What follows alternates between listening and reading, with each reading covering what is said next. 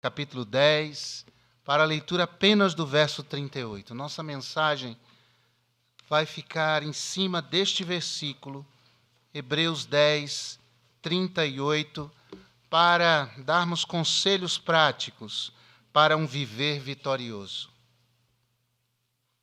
Hebreus 10, 38.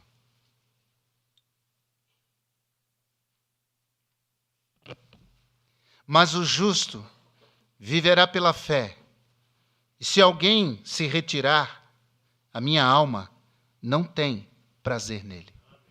Obrigado, Senhor, que bênção é estarmos aqui.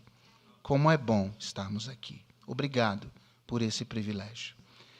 Falamos contigo, mas pedimos, fale conosco, fale ao nosso coração. É o que oramos em nome de Jesus. Amém. Podem sentar, irmãos. Os leitores da carta aos Hebreus estavam sendo pressionados a abandonar a fé em Cristo e a voltarem ao judaísmo. A maioria dos primeiros cristãos eram judeus, que abandonaram o judaísmo e abraçaram a fé em Cristo Jesus, mas estavam sendo pressionados, constrangidos, instados a abandonarem a nova fé e voltarem a uma velha fé. E havia argumentos bem contundentes que eram usados para que estes novos crentes deixassem de ser crentes e voltassem a ser judeus praticantes. O primeiro argumento é o que diz que o cristianismo não tinha sacerdócio e nem sacerdote. Um outro argumento é que o cristianismo não tinha sacrifícios e também não tinha templo. Os primeiros cristãos não tinham um ambiente como esse para se reunirem. Então, eles diziam, esse movimento cristão nem pode ser considerado uma religião de fato, porque não tem sacerdócio, não tem sacerdote, não tem templo, não tem elementos fundamentais que componham um movimento que possa ser reconhecido e chamado de religioso. Mas o escritor aos Hebreus destrói essas argumentações. A epístola, a carta aos Hebreus, é toda uma carta apologética, uma carta de defesa. E ele usa vários argumentos para provar a superioridade de Cristo. E que valia a pena aqueles judeus não só abraçarem a fé em Cristo, mas permanecerem com a fé firmada em Cristo. As palavras gregas que em nossa língua são traduzidas por melhor e superior aparecem 15 vezes nesta carta.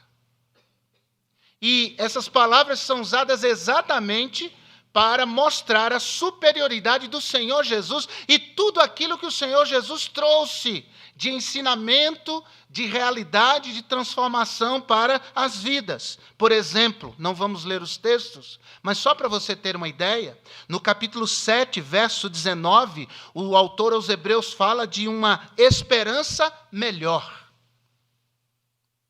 No capítulo 7 ainda, versículo 22, o autor aos Hebreus fala de uma aliança melhor. No capítulo 8, versículo 6, ele fala de uma promessa ou de promessas melhores. No capítulo 9, verso 23, ele fala de um sacrifício melhor. No capítulo 10, versículo 34, ele fala de uma possessão ou de um patrimônio melhor. No capítulo 11, versículo 16, ele fala de uma pátria melhor. No capítulo 12, versículo 24, ele fala de uma mensagem melhor. O sangue da aliança fala melhor do que o sangue de Caim. Então, o autor aos Hebreus, seja ele quem for, nós não sabemos quem é o autor. Uns acreditam ser Paulo, outros acreditam ser Apolo, outros acreditam ser Barnabé, ou quem sabe uma outra pessoa. Nós não sabemos quem é o autor humano, mas sabemos quem é o autor divino. É o Espírito Santo, que usa este autor para provar nesta carta que Jesus, sua aliança e o seu sacerdócio são melhores, são superiores à antiga aliança instituída por Moisés, a antiga aliança e os seus sacerdotes, a antiga aliança e os seus sacrifícios. Quando lemos o capítulo 1 de Hebreus, se você quiser ir para lá, capítulo 1 de Hebreus, versículo 1, a palavra de Deus dirá assim: havendo Deus antigamente falado muitas vezes, de muitas maneiras, aos pais, pelos profetas, a nós falou-nos nestes últimos dias pelo Filho. Hebreus capítulo 1, versículo 2. A quem constituiu o herdeiro de tudo, por quem fez também o mundo, o qual, sendo o resplendor da sua glória e a expressa imagem da sua pessoa, e sustentando todas as coisas pela palavra do seu poder, havendo feito por si mesmo a purificação dos nossos pecados, assentou-se à destra da majestade nas alturas. Vamos ler juntos o versículo 4? Feito tanto mais excelente do que os anjos, quanto herdou mais excelente nome do que eles. O autor aos Hebreus diz: Jesus não é só maior que Moisés, não é só maior que os sacerdotes, não é só maior que o sacerdócio, não é só maior que os sacrifícios. Jesus é maior que os anjos. Jesus é maior do que todos. Jesus é melhor do que todos. Então, em outras palavras, ele está dizendo: não vale a pena. Não é uma decisão sábia retroceder. Não é uma decisão sábia voltar atrás. Não é sábio abandonar esta fé que é superior àquela que vocês tinham no passado. Isso nos leva ao capítulo 10, versículo 38. Onde o autor aos Hebreus usa como argumentação as palavras do profeta Abacuque, no capítulo 2, lá no versículo 4, quando ele diz: mas o justo pela sua fé viverá. Inspirado por Deus, o autor aos Hebreus acrescenta palavras agora do próprio Deus em primeira pessoa. Ele diz: e se alguém se retirar, em outras palavras, recuar, ou ainda retroceder, a minha alma não tem prazer nele. Infeliz é a alma, é a pessoa em quem Deus não tem prazer. Essa vida é uma vida infeliz, é uma vida sem sentido, é uma vida sem rumo, é uma vida que vai dar em nada, se Deus não tem prazer, alegria, contentamento, satisfação em uma pessoa assim. O autor aos Hebreus está dizendo: se vocês retrocederem, se vocês abandonarem a fé, Deus não terá prazer em vocês. E é diante desse quadro que eu quero destacar neste versículo 38, 3 conselhos práticos que advêm deste versículo e desta reflexão, a fim de que permaneçamos firmes ao chamado que recebemos, que permaneçamos firmes à fé que nós abraçamos. Então, o primeiro conselho para um viver de fato vitorioso é: faça da fé seu único sustento. Mas o justo viverá da fé. E quem é o justo? A Bíblia diz que não há um justo, nenhum sequer. Capítulo 3, versículo 10 da carta aos Romanos. Então, nós não somos justos porque somos bons, pelo simples fato de que, no fundo, nenhum de nós é bom. A palavra de Deus diz em Romanos, capítulo 3, verso 20: por isso, nenhuma carne será justificada. Nenhuma carne será justificada diante de Deus, pelas obras da lei, porque pela lei vem o conhecimento do pecado. Então a pergunta se repete: quem é o justo? Justo é todo aquele a quem Deus declarou justo. Justo é todo aquele a quem Deus justificou. Romanos capítulo 5, verso 1. Vamos dizer juntos? Romanos 5, 1. Justificados, pois, pela fé, temos paz com Deus por nosso Senhor Jesus Cristo. Ou seja, Deus declarou todo aquele que entregou sua vida a Jesus, que creu em Cristo como seu Salvador, justo. Ele justificou. Ele não tornou essas pessoas perfeitas, ele não tornou essas pessoas sem erro, mas ele declarou que pela fé dessas pessoas em Cristo, diante dele, Deus, essas pessoas seriam justas, não pelos seus méritos, mas pelos méritos de Cristo. Mas não só isso. O autor aos Hebreus diz: mas o justo viverá da fé. O justo, pela sua fé, viverá. E o que é fé? Primeiro é importante dizer o que não é fé. Fé não é um fim em si mesmo. Tem muita gente que diz assim: eu sou uma pessoa de fé. Minha vida toda eu sempre tive muita fé. Mas esse tipo de fé não acrescenta nada. Esse tipo de fé não adianta. Porque a pessoa está dizendo, em outras palavras, eu tenho muita confiança. Eu tenho muita fé. Eu penso sempre muito positivo, que as coisas vão dar certo. Isso pode ser desejo. É o desejo que as coisas deem certo. Mas desejo não é o mesmo que fé, segundo a Bíblia. Até essas pessoas aconselham outros, dizendo assim: tenha fé, vai dar certo. Já ouviu gente assim? Tenha fé, vai dar tudo certo. Como se só ter fé resolvesse toda a questão. Um autor consagrado, cantor, compositor consagrado da nossa música popular brasileira, compôs certa vez, escreveu dizendo assim: andar com fé eu vou, que a fé não costuma falhar.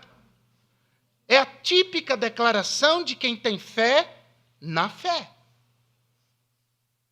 Mas a fé, por definição, precisa estar colocada sobre algo ou alguém.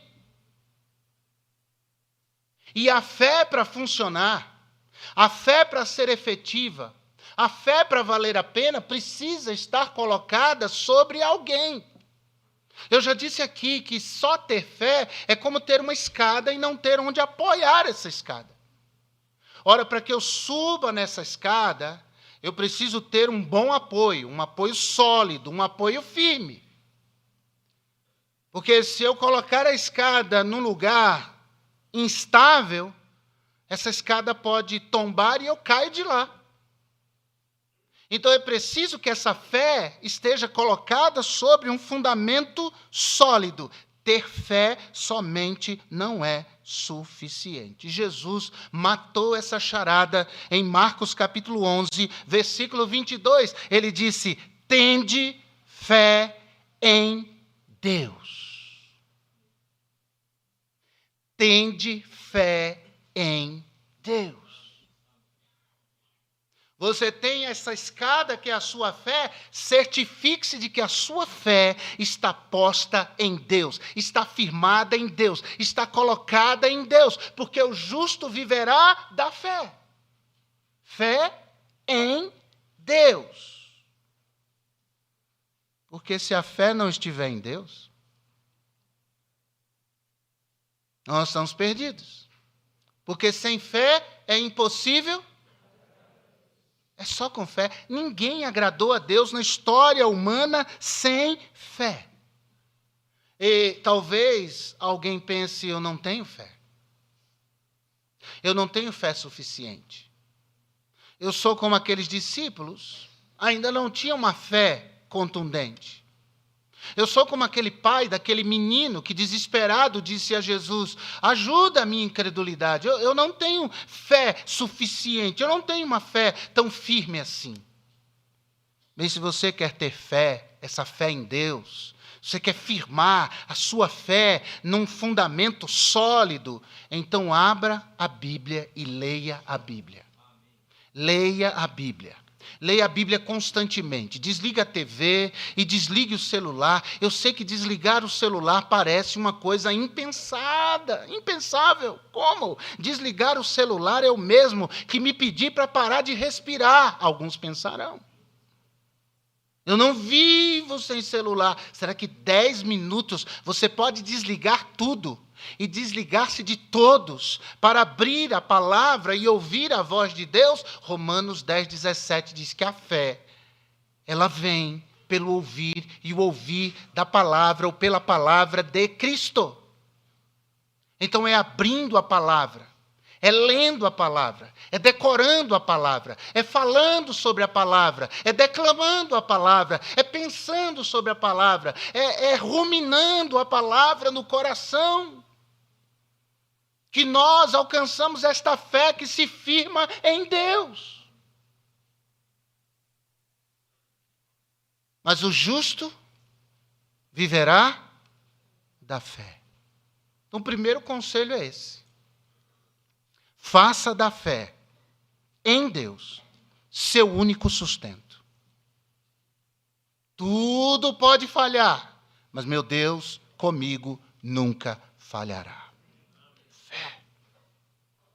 Diante de portas fechadas ou abertas, de circunstâncias agradáveis ou tristes, de grandes vitórias ou retumbantes derrotas, não importa, a nossa fé tem que continuar firmada em um fundamento sólido que é o nosso Deus. Tende fé em Deus. Segundo conselho, faça do prosseguir sua única opção.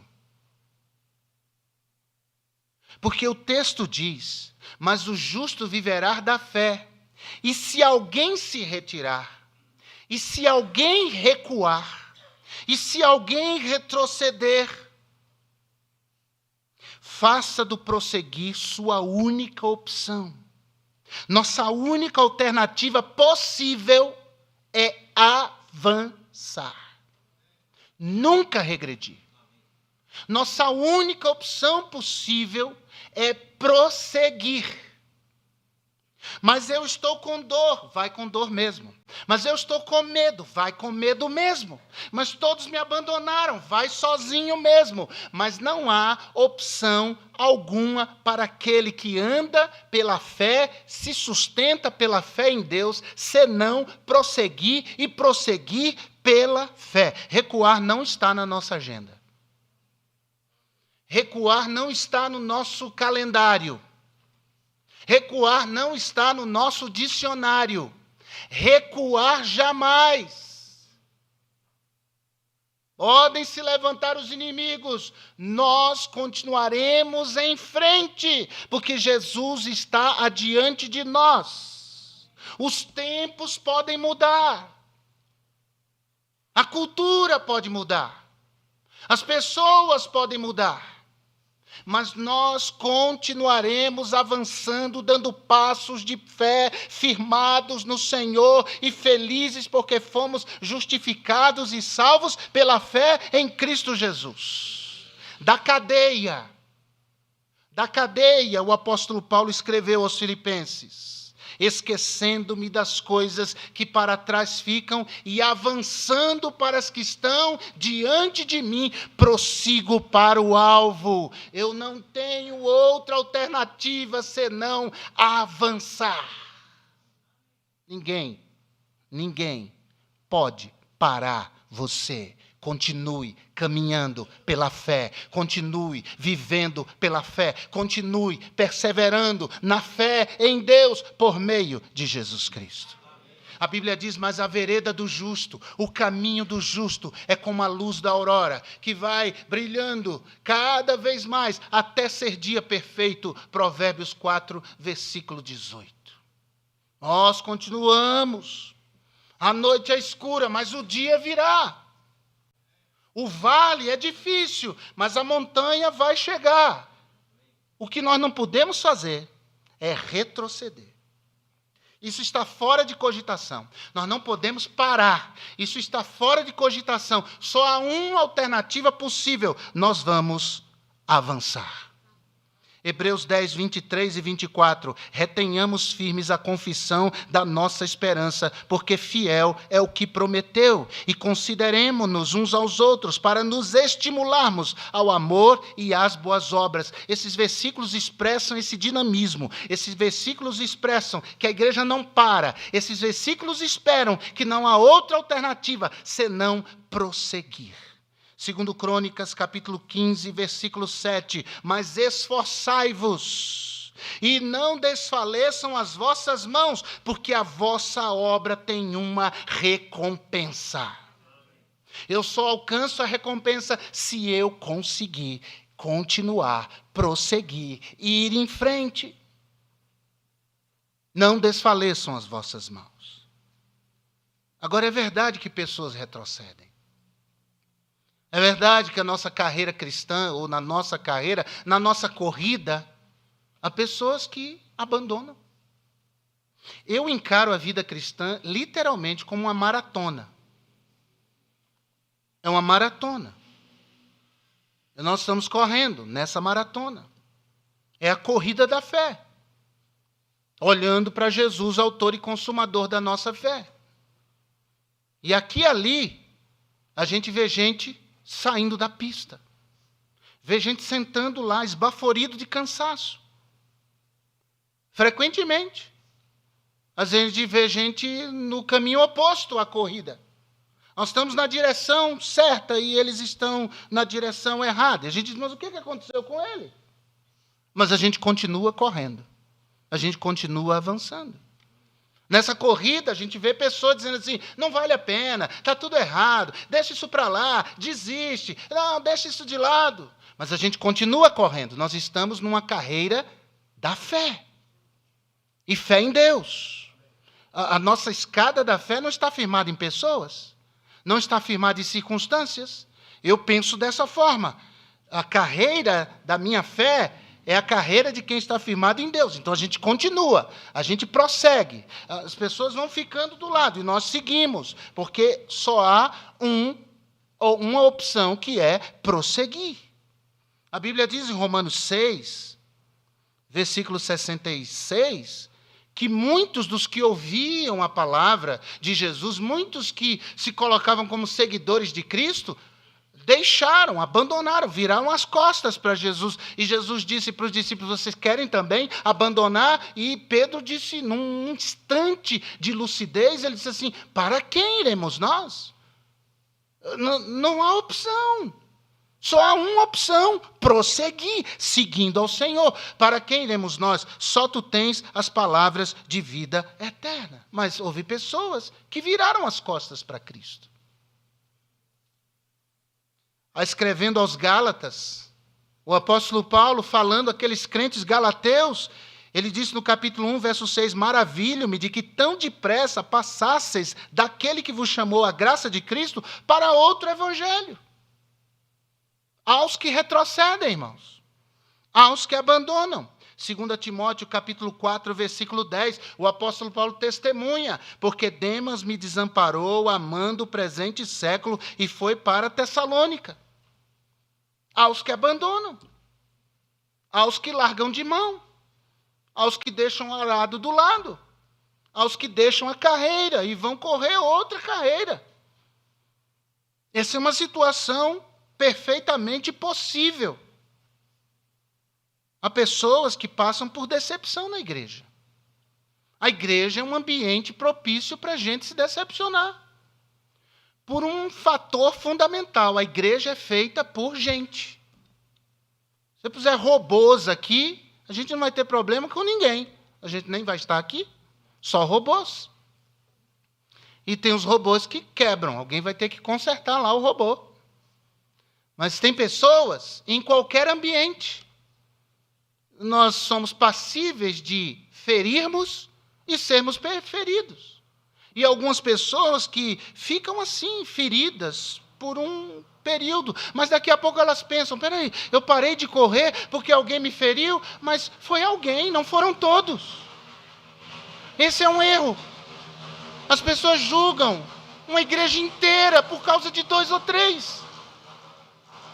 Mas foram 2 ou 3 maus crentes. Mas foram 2 ou 3 que agiram errado. Foram 2 ou 3 que não foram honestos comigo. Por que é que eu vou retroceder? De maneira nenhuma. Os outros estão todos correndo. Eu sou pastor há mais de 30 anos. Eu sou crente há quase 50 anos. Eu vou dizer para vocês uma coisa. A maioria dos crentes é honesta, é piedosa. A maioria dos crentes são crentes de verdade. Eu vejo Cristo neles. Mas há alguns que não. Mas eu vou abandonar o meu Senhor e a comunhão dos meus irmãos por causa de meia dúzia, de 2 ou 3? Jamais. Outras pessoas passam por um período de frieza espiritual. Você já passou? Eu já passei. É um período em que a gente começa a matutar, a pensar e surgem algumas dúvidas. Será que isso é certo mesmo? Será que Deus existe? Será que o Evangelho é verdade? Será que eu não estou perdendo meu tempo aqui? Eu já passei por esse tipo de drama na minha adolescência, juventude, uma fase de frieza. Eu me lembro que eu fiquei 1 ano sem pisar numa igreja. 1 ano. Eu via minha mãe saindo para a igreja e eu ficava frio, questionando. Mas aí o que essas pessoas fazem? Elas dizem, eu vou em busca de respostas. E começam a estudar. Não há nada de errado em estudar. Estudar é muito bom. Vá estudar. Porque quanto mais a pessoa for estudar corretamente, mais ela vai descobrir que há um Deus. A Bíblia não mente, irmão. E nós não temos medo de ciência. Ciência é coisa boa. E a ciência séria vai sempre se encaminhar na direção de Deus. Vai assistir vídeos no YouTube, vai assistir lá Tarsus Licurgo. Já ouviu esse camarada? Tarsus Licurgo. Procura depois. Ele fez um vídeo, 25 ateus, ele sozinho. E ele pôs todo mundo no bolso. Com a graça de Deus e a verdade da Bíblia. Que coisa tremenda. Oi?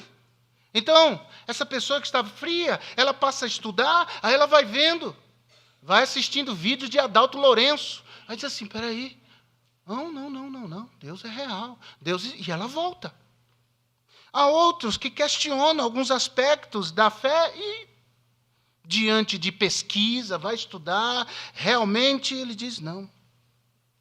Há outros que frios, eles ouvem uma palavra, um hino, um versículo que alguém manda, e aquilo lembra ele, quem ele é e a quem ele pertence.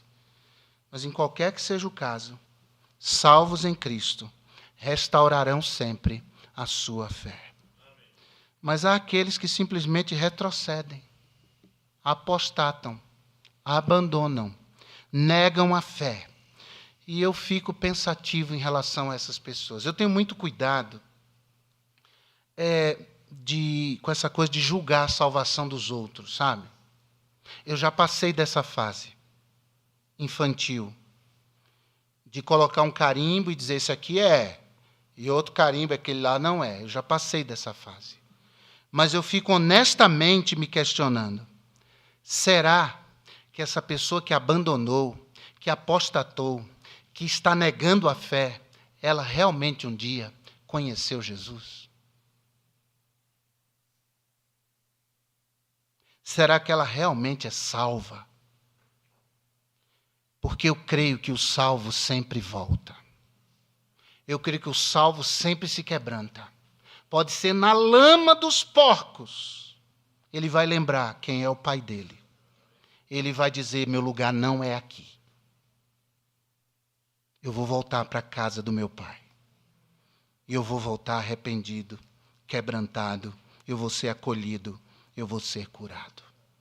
Não há outra alternativa para um viver vitorioso que não seja avançar, retroceder jamais. Voltar atrás jamais. Por quê? Porque é um terceiro conselho. E o terceiro conselho diz: mas o justo viverá da fé, e se ele retroceder, a minha alma não tem prazer nele. O terceiro conselho é: faça do prazer de Deus sua grande ambição. Preste atenção na frase. Faça do prazer de Deus sua grande ambição. Porque o texto diz: a minha alma, diz o Senhor Deus, não tem prazer nele. Logo, o que Deus quer? Deus quer que seus filhos gerem contentamento, satisfação, alegria, prazer em Deus. Mateus capítulo 3, verso 17, a Bíblia diz que Deus fala sobre Jesus: este é o meu filho amado, em quem me comprazo. Essa expressão significa agradar, satisfazer, fazer à vontade, deleitar.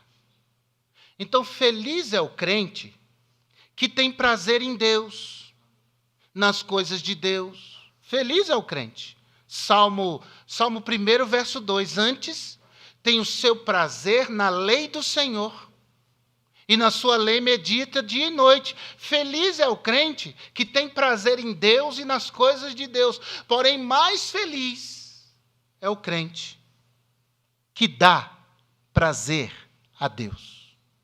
Entendeu? Ter prazer em Deus é uma bênção. Dar prazer a Deus é uma bênção ainda maior. Por quando é que nós damos prazer a Deus? Quando é que nós deixamos a Deus feliz conosco? Porque nosso Deus não é impassível. Nosso Deus não é uma pedra de gelo. Alguns pais da igreja ensinavam a respeito da impassibilidade de Deus. E quando a Bíblia diz que Deus ama, não é que Deus ama, é só uma figura, mas Deus não ama coisa nenhuma. Quando a Bíblia diz que Deus se ira, não, isso aí é só uma figura, Deus não se ira coisa nenhuma. Alguns pais da igreja ensinaram isso, e nós não concordamos com essa visão teológica. Nós cremos num Deus que sente, sim, alegria, prazer, tristeza, e um Deus que se ira, porque a Bíblia diz isso. Eu não posso crer diferente. A palavra de Deus assim afirma. Mas felizes as pessoas, felizes os crentes que dão prazer a Deus. Como? Fundamentalmente, um crente faz com que Deus diga: eu me comprazo nele, quando ele obedece. É isso. Obedece, vai dar prazer a Deus. A Bíblia diz isso. João 6,38, olha o que Jesus diz: eu desci do céu, não para fazer a minha vontade, mas a vontade daquele que me enviou. Ah, pastor, mas esse é Jesus. Tudo bem. 1 Samuel 15, 22. 1 Samuel 15, 22. Porém Samuel disse: tem porventura o Senhor tanto prazer em holocaustos e sacrifícios, como em que se obedeça à palavra do Senhor? Prazer dele é quando nós obedecemos. Ele falou isso para Saul. Samuel falou isso para Saul, que havia desobedecido. E Saul diz: mas eu sacrifiquei. E Deus diz através de Samuel: Deus não tem prazer em sacrifícios. O que dá prazer a Deus é a obediência. Obediência. Então vale a pena obedecer a Deus. Agora imagina a pessoa que acha graça aos olhos do Senhor. Como Noé, que no meio de tanta podridão moral não se contaminou, manteve a sua integridade e achou graça aos olhos do Senhor. Ou Jó, e quando perguntado por Deus Por onde andou, Satanás responde: eu rodeei pela terra, eu passeei pela terra, e Deus diz: viste, em outras palavras, nesse teu passeio pela terra, viste o meu servo Jó, como é um homem íntegro, justo, e que se desvia do mal. Obediência traz alegria, prazer, satisfação em Deus, com a minha vida e a sua. Agora é obediência. Não é assim, isso aqui eu obedeço. Isso aqui eu não vou fazer, não. É gente que se dispõe a obedecer. Obedecer a Deus faz com que a gente, primeiro, cometa suicídio espiritual. A gente tem que morrer para obedecer a Deus. Porque o nosso orgulho, a nossa vontade, vai lutar contra a vontade de Deus.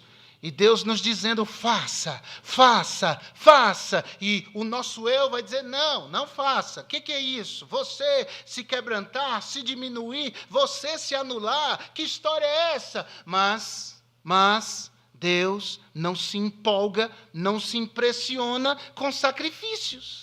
Com performances, Deus se impressiona, se é que eu posso usar essa expressão, mas Deus se alegra com a obediência. Aqui é o ponto. Pedro disse: importa-nos agradar a Deus e não aos homens. E um dia nós vamos chegar diante de Deus. E a palavra que ouviremos é: bem-estar, servo bom e fiel. Sobre o pouco foste fiel, sobre o muito te colocarei. Entra no gozo do teu Senhor. Mas se formos negligentes, se formos infiéis, pastor, o senhor está pregando a perda da salvação? Longe de mim, jamais. Eu estou pregando que o salvo que é salvo obedece.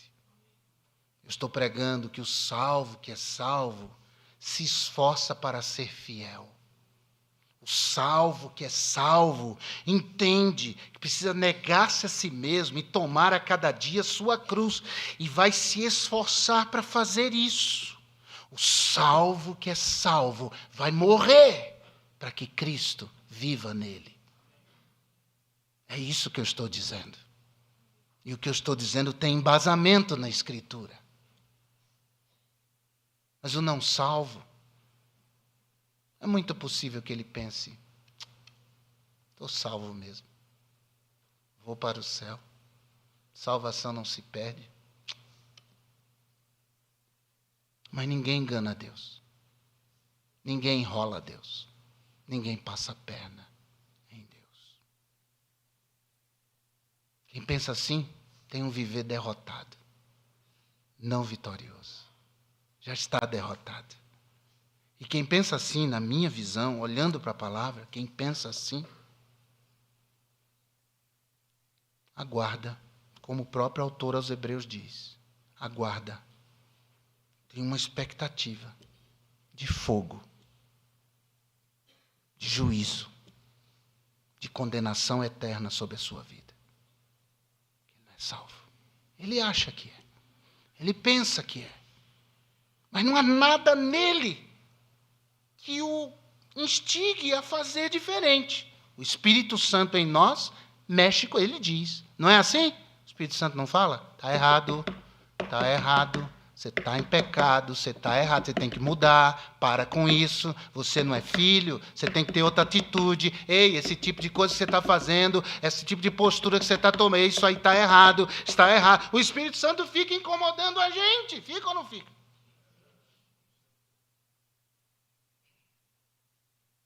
Mas o não salvo, ele não sente nada. Ele não tem pudor. Ele não tem sensibilidade nenhuma. Bobagem. Expectativa de fogo, de inferno, de condenação eterna. Mas o justo viverá da fé. O justo viverá da fé. Portanto, vós justos, vivais da fé. Andai por fé. Andai em fé. E agrade, dê prazer àquele que nos amou e enviou Jesus para morrer por nós.